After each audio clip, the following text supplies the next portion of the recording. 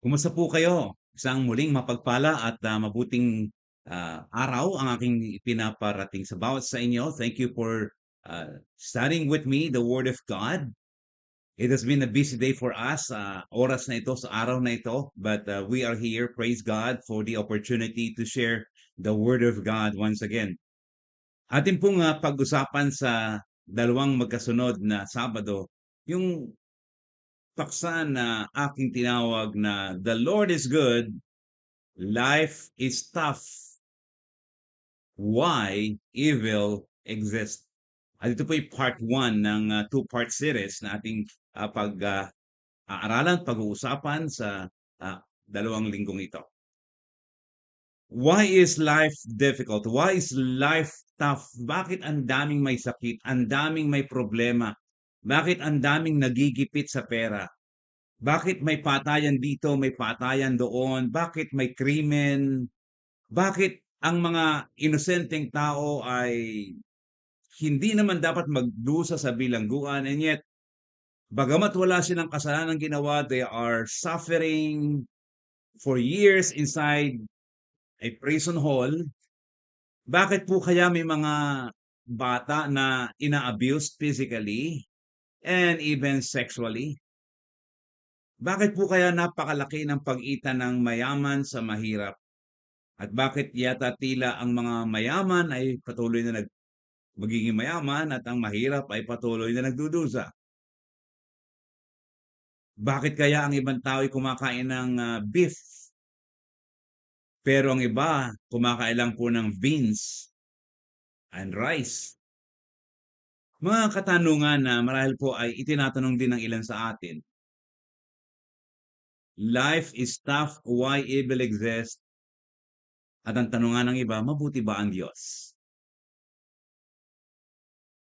At the end of this study, we are hoping that we will understand the reason life is hard. And we will try to supply the answer on who, sino. Sino talaga ang may dahilan kung bakit mahirap ang buhay. Also, our goal here is sa pagtatapos ng ating pag-aaral ay we will no longer consider God making life hard or that He does not care to make our lives easier. We hope that we will put that in the garbage, that God makes life hard. Although God recycles evil into something good for us, but God is not the source of evil. Our challenge at the end of this study is to encourage everyone to make right decision. Because if we can make right decision, bagamat narito na ang kasamaan sa mundo, I think at least we can lessen the evil around us. Kung hindi man maaalis. Genesis chapter 3 verse 1, ang sabi po ay ganito. Now the serpent was more crafty than any of the wild animals the Lord God had made. He said to the woman, did God really say you must not eat from any tree in the garden? Ganito po ang pagkakalagay sa Hebrew Bible, Genesis chapter 3, verse 1. Ito po yung binabasa from right to left. Mula po sa kanan, papunta sa kaliwa. And I highlighted the word Yeshua Elohim, the Lord God. The Lord God, Yahweh, or Adonai Elohim. And I will explain kung bakit po we are highlighting that. So where did all trouble begin? Saan nga ba nagsimula? At nag-ugat ang ating tinatawag na kahirapan at problema. Lahat ng ating naranasan ngayon, saan lahat nagsimula? And the answer is sin. Kasalanan. The basic and most fundamental problem of man is sin. And makikita po niyo mga kapatid dito, the first thing that we can observe in the scriptures, so Genesis chapter 3 verse 1, that Satan's approach is deceptive kay Eva at kay Adan. We don't know why the devil was already there in paradise. Alam natin na there were angelic hosts who rebelled against God, and we believe naroon po sila at that time. We believe Genesis 3 is historical. It is a real or actual account of the beginning of creation. It is not a legend, not a myth. The fact na, sabi ng iba, meron bang ganyang historical or real account na nagsasalita ang serpent? That's why some people reject Genesis. Actually, 1 to 11, 1 through 11, isa po ito na itinuturing nilang it's a myth, isang alamat at hindi historical or actual account of the beginning of the world. The deceiver used the scripture. The word crafty that is being used here means deceiving or dishonest. Makikita po natin yung kanyang pagiging dishonest. We can see right away how he was trying to deceive the woman by asking, did God really say? And remind you, the deceiver was using the scripture. It is interesting the devil tested the woman, not yet Eve, known Eve, based on what God said. The deceiver or the devil, just to be exact, used the scripture. And I would like to emphasize that. Now, Genesis chapter 3, verses 2 and 3, sabi po, the woman said to the serpent, we may eat fruit from the trees in the garden. But God did say, you must not eat fruit from the tree that is in the middle of the garden, and you must not touch it, or you will die. Now, let me show you a comparative statement po ng sinabi sa Genesis 2 ng Panginoon, verse 16, at yung sinabi ng babae doon sa Genesis chapter 3, verses 2 and 3. Ang sinabi po ng Panginoon sa Genesis 2:16 ay ganito, and the Lord God commanded the man, you are free to eat from any tree in the garden. Take note of that. But you must not eat from the tree of the knowledge of good and evil. For when you eat from it, you will certainly die.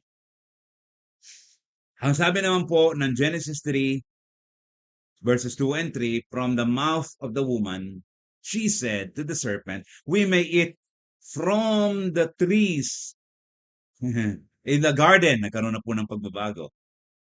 But God did say, you must not eat fruit from the tree that is in the middle of the garden.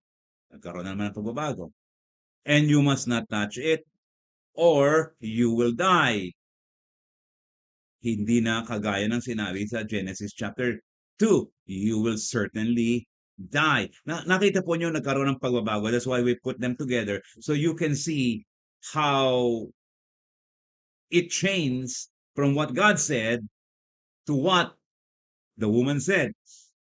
Misquoted. Genesis chapter 3, 4 and 5. You will not certainly die, the serpent said to the woman. For God knows that when you eat from it, your eyes will be open and you will be like God, knowing good and evil. Ito na, pumasok na po ngayon yung kanyang pagiging deceiver. Hindi lang po yon. Sinabi natin kanina that Satan's approach is deceptive, mapandaya. Pero dito makikita po natin, hindi lamang po yung kanyang approach, but you can see Satan's strategy is lying versus truth. Pagsisinungaling. Alam po ninyo, totoo po na money satisfies. Money is good. Ang masama is yung love of money, the root of all evil. Ang education po ay maganda. Divorce para po sa kanila, sa iba, is the best option for a marriage that doesn't work. Para din sa iba, sexual fantasies and gratification are fulfilling. Mga kapatid, there is so much lies nowadays na kung hindi ka magiging talagang mapag-aral ng salita ng Diyos, you will believe not on the truth, but on the lie. Yes, money satisfies, it's okay, but it is not the love of money that will help you because it is the root of all evil. Marami pong mga kasinungalingang idinadagdag sa ating mga kaisipan ngayon. And I don't know your situation right now na marahil ikaw ay napaniwala sa isang kasinungalingan rather than the truth. And one of the reasons why we are suffering is because we believe on the lie rather than on the truth. Satan is still lying to us today. That is very clear and that is very obvious. We have been lied even today. Baka 1 hour ago, Satan lied to you and you were not aware of that. Many of us still believe that lie, like get even than forgive. Sinungalingan, ano? Okay, gumanti ka na lang, huwag kang magpatawad. That is easier than believing the truth, than what God said. You know, we are very much preoccupied. Masyadong puno ang ating kaisipan, ang ating mga kalooban. Doing the least important things, ginagawa natin yung hindi masyadong mahalagang mga bagay. And we keep postponing the most important things that will give glory to God. We have been lied. Tayo po'y nadaya, tayo po'y pinagsinungalingan na mas mabuti pang ipospon mo ang mahalagang mga bagay kaysa unahin mo ang mga bagay na makapagbibigay ng kaluguran sa Panginoon Diyos. Mga simpleng mga aplikasyon sa buhay natin. Genesis chapter 3 verse 6, when the woman saw that the fruit of the tree was good for food and pleasing to the eye and also desirable for gaining wisdom, she took some and ate it. She also gave some to her husband who was with her, and he ate it.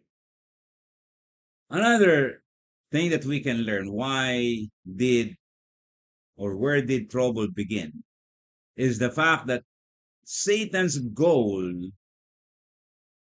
to you and to me is disobedience to God. Satan's goal is man's disobedience to God. Alam po natin mga kapatid na dinisarmahan, Satan disarms us. Meaning he took us on captive. And he took us on captive on 3 different levels. And this is the way people disobey God. Ganito tayo sumusuway, lumalaban sa Panginoon Diyos. At paano po tayo sumusuway, lumalaban sa ating Panginoon Diyos? Number 1, on the physical level.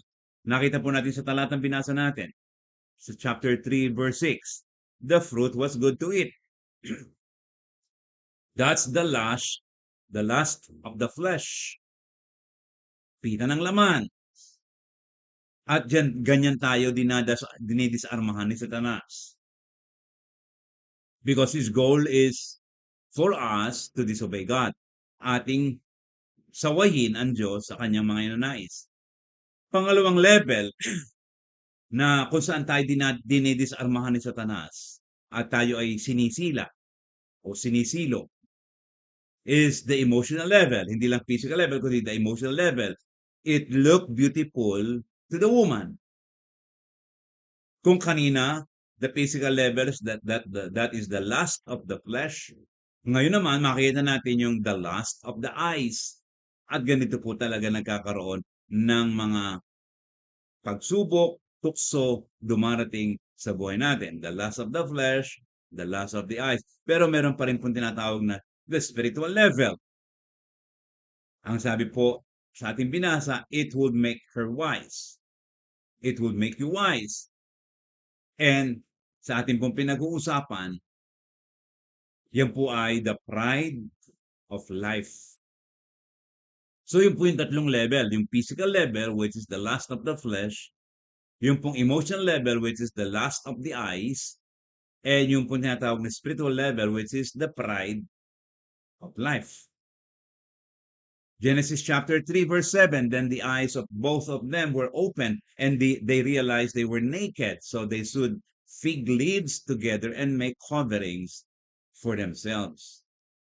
Now let's see what happened after they sinned against God.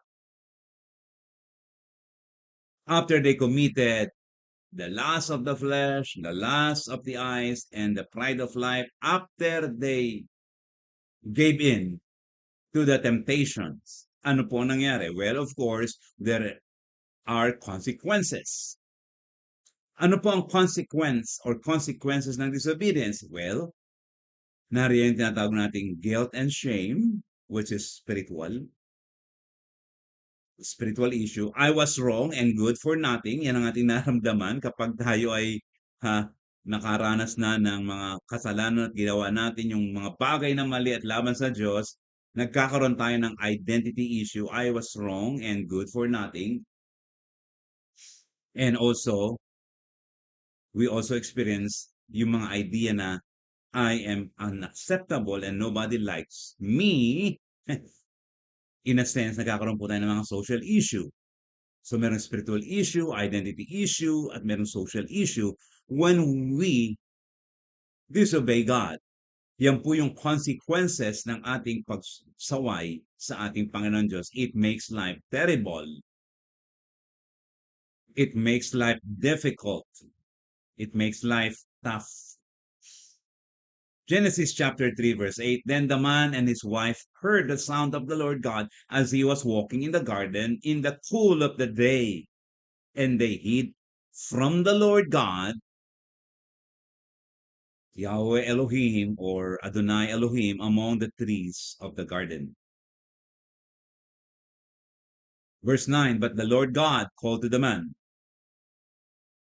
where are you? Verse 10, he answered, I heard you in the garden, and I was afraid because I was naked, so I hid.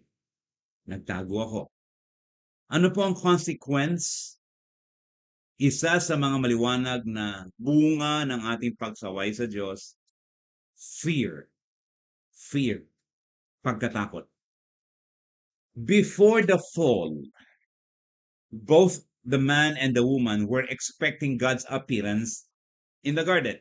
Walang problema. And the Lord was always fellowshipping with them, walking in the garden in the cool of the day.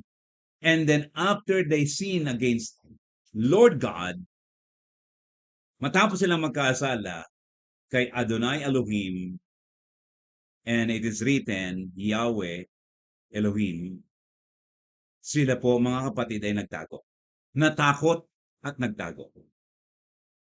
Noon walang ganon. After the fall, they were no longer wanted to see Him. Ayaw nila makipagkita sa Diyos. Alam nila, guilty sila. Alam nila, nakakaya ang ginawa nila.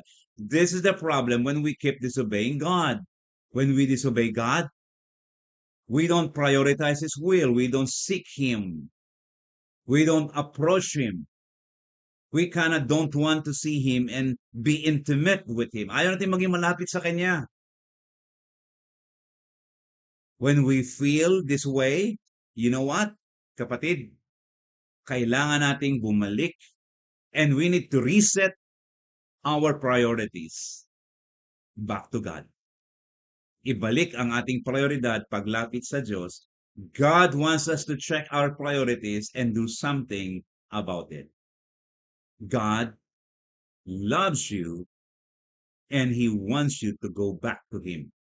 I-reset mo ang priorities mo, lumapit ka sa Kanya. Yes, there are many issues na naranasan mo, na rin yung tinatawag nating spiritual issue, guilt and shame, nariyan yung identity issue, parang wala na akong silbi, napakasama ko talaga, nobody likes me, yung social issue, lumayo na lang kaya ako sa maraming mga tao.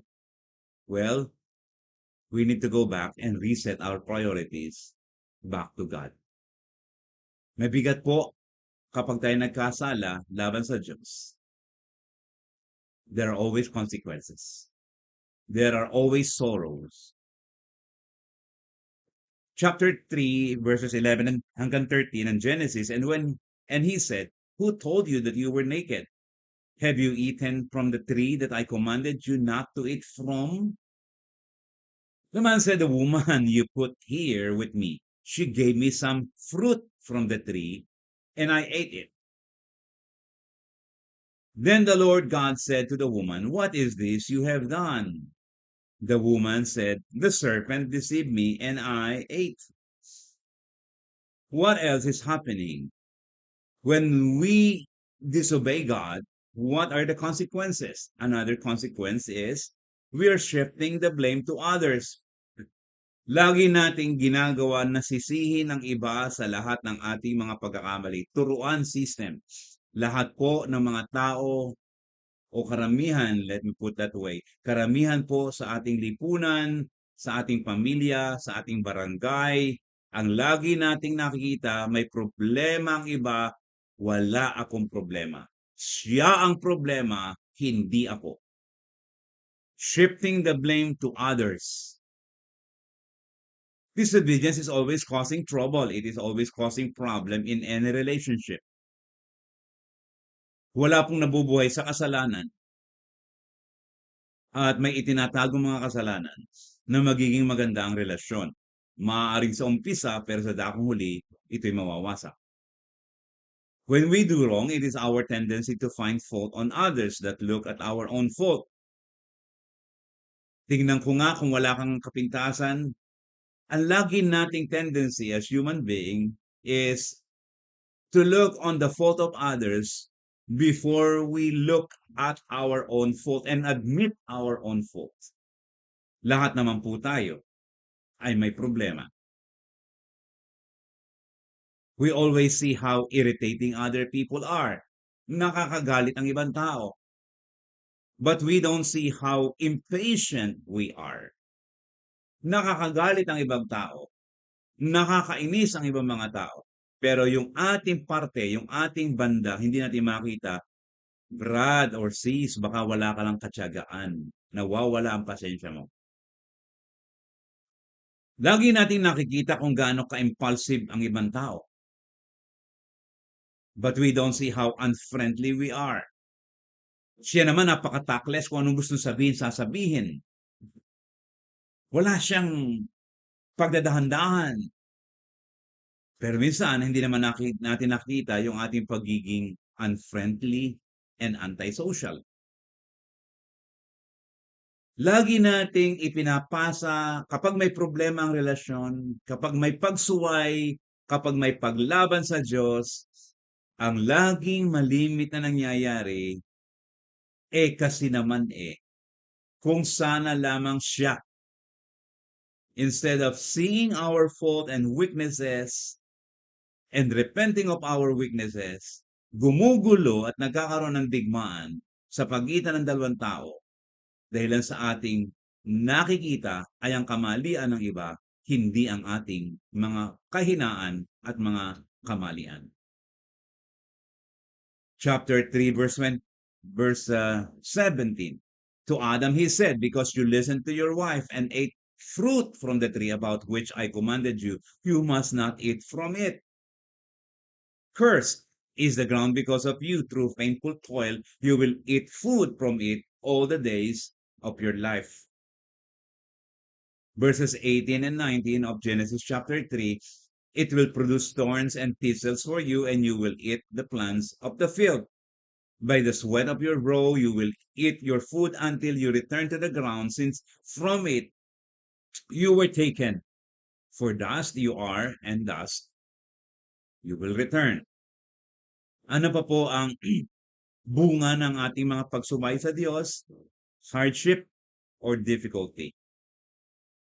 Narin yung ating mga iba't ibang mga problema, emotionally, environmentally, ang daming nagiging problema at humihirap ang buhay because of the consequences of our disobedience to God. Tandaan po natin, mga kapatid, hindi po pinalano ng Diyos na maging mahirap ang buhay. This was not God's original intention. The difficulty of life, the hardship of life, the trouble of life, lahat ito'y hindi inisip ng Diyos sa simula pa lamang. Kaya lamang nakaapekto ang kasalanan sa bawat area ng buhay natin, from head to foot. Lahat tayo naapektuhan ng kasalanang ating ipinagkasala, lalo higit ng federal head ni Eva at ni Adan, ang ating mga unang mga magulang. At yung problemang yon, it affected our mind. Ang consequence ng disobedience na ito, yung pagkakaroon natin ng difficulty, dyan na pumasok kung bakit meron tayong depression, meron tayong loneliness, meron tayong instability. Ang daming problema as a consequence bilang bunga ng pagsaway, at ang akala ng iba, hindi makakasama ang pagsuway, where in fact, lalo tayong nagkakasala, lalong nagkakapatong-patong ang ating mga problema because we do not seek God, we do not make our God the priority ng buhay natin at ang kanyang mga salita. Sin affected our heart, not only our mind, but our heart. So when we make decision, ang daming sablay, ang daming problema. Sin affected the environment. Kaya nga merong mga iba't ibang mga environmental challenges tayo ngayon. That's why meron tayong tsunami, meron mga climate change, at kung ano-ano pang problema na tayo binabaha because of our poor care and being a poor steward of God's creation. Tapon dito, tapon dyan. Hopefully, iniisip natin hindi tayo maapektuhan. Lo and behold, naapektuhan na po tayo sa pamamagitan ng ating pagiging disobedient, sa ating pagiging hindi mabuting caretaker ng creation ng Diyos. Putol dito, putol dyan, ng mga punong hindi dapat putulin for their own purposes, for their own sake, para sa kanilang pagyaman. So sin affected the mind, sin affected the heart, and obviously sin affected the families and the way people view marriage nowadays. Humina na ang ating mga isipan at kung ano-ano ng ating ipinopropose sa marriage ngayon, at kung ano-ano ng ating gusto sa marriages ngayon. Minsan, gusto na natin maging disposable ito. It doesn't work. Okay, well, although meron po tayong tinalakay sa mga nakaraan na biblical grounds for divorce, but that is not our topic today. Ang sinasabi ko po lamang, may mga tao that they now have a very low view of marriage.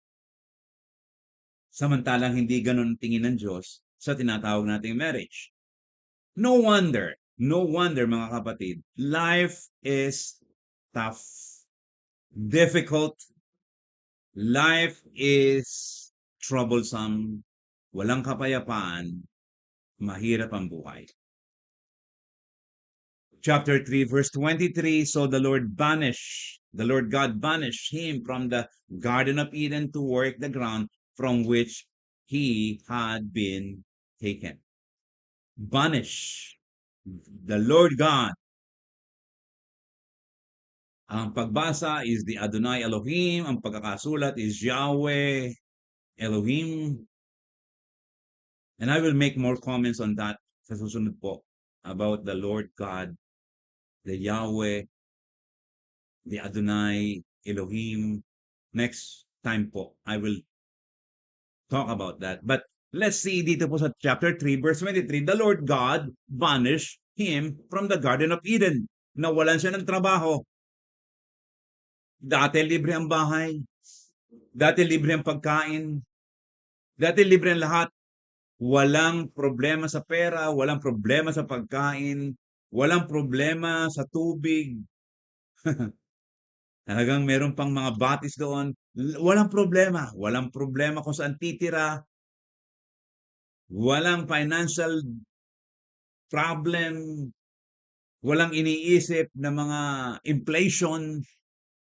Pero dumating ang panahon, the Lord God banished him from the Garden of Eden to work the ground from which he had been taken. Ito po ang tinatawag nating isa pang consequence of disobedience, which is God's judgment. They started from paradise, paraiso, walang problema, walang hospital, walang nagkakasakit, walang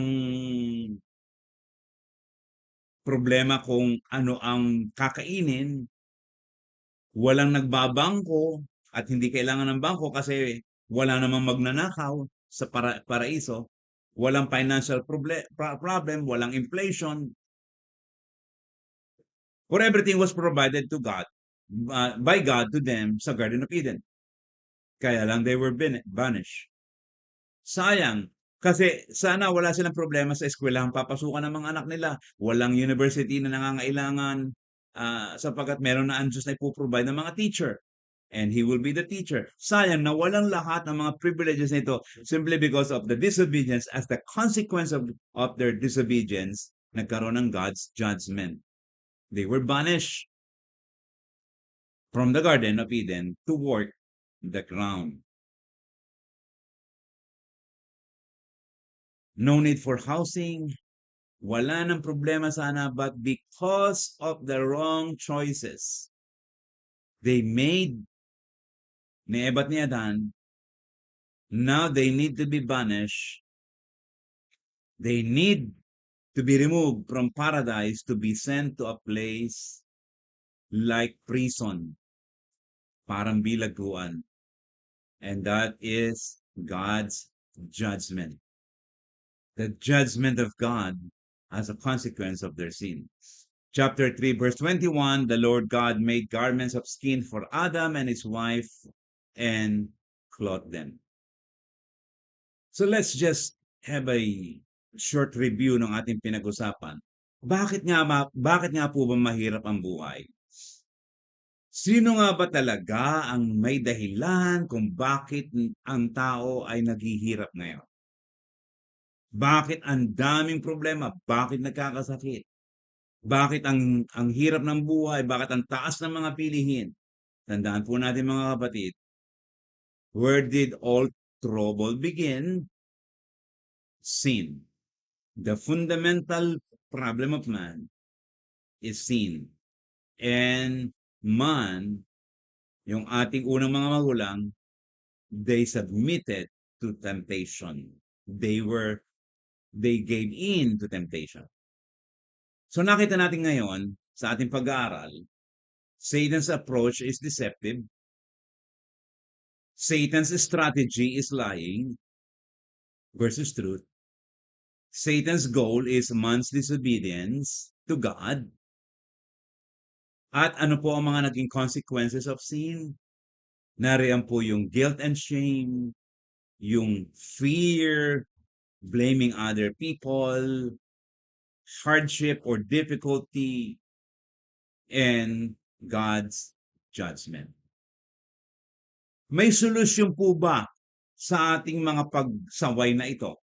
Ang hirap namang tapusin na nakita nyo na kung saan nagagaling ang kahirapan ng buhay. Do not blame God. Do not blame Yahweh. Do not blame Adonai Elohim. Meron tayong problema at tayo ang lumikha ng ating problema. Why evil exists? Tayo ang may dahilan. Sinaway natin ang kalooban ng Diyos.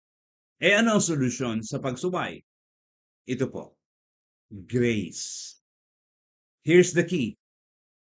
No matter how terrible we sin against God, grace can cover our guilt, shame, fear, even God's judgment on sin.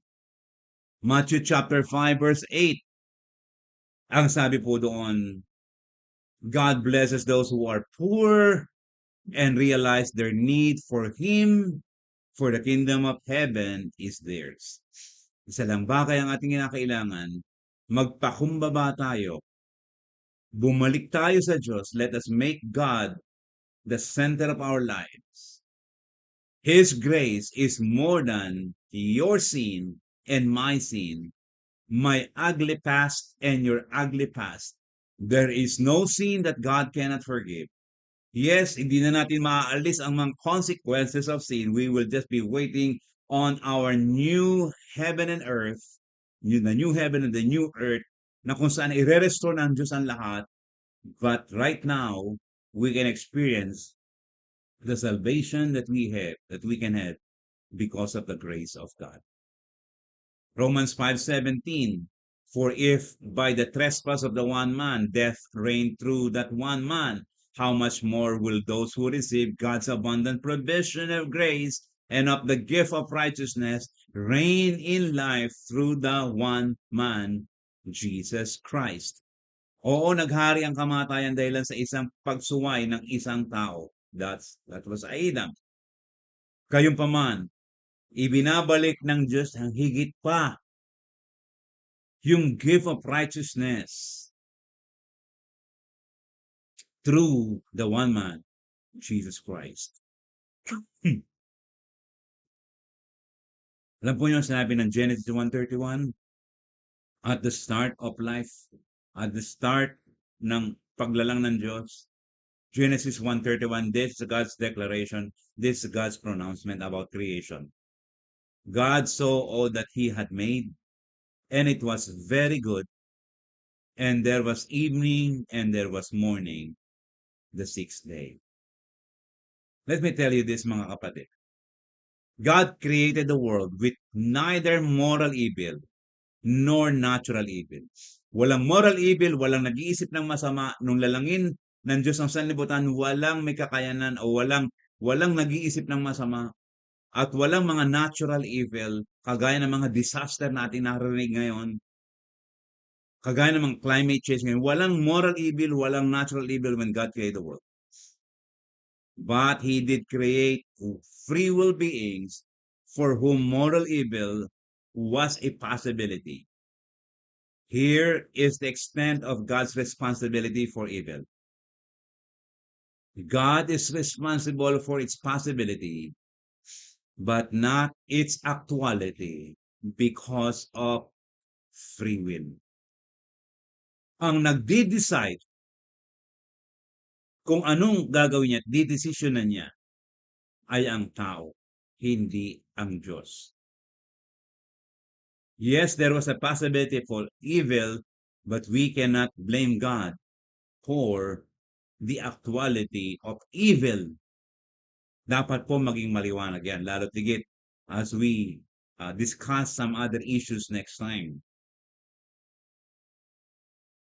God's creatures, God's people made a wrong choice by committing sin. Tandaan po natin to. Because of this free will choice, all the evil that exists in the world came into existence. The physical as well as the moral, the natural evil and the moral evil. Kaya maging maliwanag po mga kapatid, that moral evil, lahat ng kasamaan kung bakit kayo nakakarinig ng mga masamang mga nangyayari sa ating mga kapwa-tao, may mga nangyayaring hindi dapat ginagawa ng kanyang kapwa-tao sa kanyang kapwa-tao, laban sa Diyos, moral evil is the result of free will. The first human beings, Adam and Eve, exercised their free will capacity under the permissive will of God. As such, moral evil became a reality. Moral evil is the result of free will. Pero kinakailangan din pong maging maliwanag mga kapatid, that physical evils, natural evils, are ultimately the consequences of sin. Lahat po ng mga physical na nangyayari sa atin na masama, na mga natural sa ating mga kapaligiran, mga natural disaster na yan, they're ultimately the consequence of sin. Bunga ng pagkakasala ng tao. Mula kay Eva at kay Adan. And this will remain until the second coming of Jesus. There is no reversal for that. Maaaring mabawasan ang consequence ng sa natural sa natural world, maaaring mabawasan ang ating mga problema, pero hindi po mare-reverse because ang reversal ay mangyayari hindi dito sa ibang ating pupuntahan. Which is, ito nga po sinasabi, ng Romans 8:18. I would like to give you hope. Yet, Romans 8:18, yet what we suffer now is nothing compared to the glory He will reveal to us later. Verse 22 of Romans chapter 8, for we know that all creation has been groaning. Umuungol ang sangnilikha. The natural resources we have, ang dagat, ang bundok, ang lahat, they are groaning as in the pains of childbirth right up to the present time. Pero ano sabi ng verse 23, Romans 8:23, and we believe and we believers also groan, even though we have the Holy Spirit within us as a foretaste of future glory. For we long for our bodies to be released from sin and suffering. We too wait with eager hope for the day when God will give us our full rights as His adopted children, including the new bodies He has promised us. Mga kapatid, ang mga pagdurusang ito were not the normal product of God's creation. Dapat wala itong mga paghihirap nating ito. Dapat walang naaapi, dapat walang nahihirapan, dapat walang nagiging sobrang hirap ang buhay. But life is tough. Why? Because of God's divine response to human sin. Mga kapatid, I have an anticipated question that I would like to share with you today for next time na tayo po'y mag-uusap. At ito po yung i-anticipate ninyong question. Inyong abangan. To explain the problem of evil, do we need to affirm that the Lord God or Adonai Yahweh as pronounced and as written Yahweh Elohim, do we need to affirm that the Lord God is not a good Lord? Si Yahweh ba ay masama? Sa susunod po na tayo makikita, pag-uusapan po natin yan. Part 2, the Lord is good, life is tough, why evil exists. Abangan po ninyo at samahan po ninyo akong muli. Sapagkat importanteng maunawaan natin, kaya nga po today I lay down the foundation kung bakit ang daming problema. Kinakailangan malaman natin kung sino at kanino nagmula ang problema. And not to blame kung sino-sino. Meron bang mabagsik lamang? Meron bang masyado lamang mahirap mag-rule? Or talagang ang tao ay naging disobedient lang sa Diyos? Now today, ngayon, sa araw na ito, we lay down that foundation. I hope po na nakatulong ito sa inyong buhay upang maunawaan natin kung saan nagagaling ang lahat ng mga kasamaan at problema at kahirapan ng buhay. I invite you again next time to talk about this. The Lord is good. Life is tough. Why evil exists. Muli po, nagbibigay ng papuri sa Diyos at nagpapasalamat po sa inyong lahat. Jonathan Orellasa, hanggang sa muli.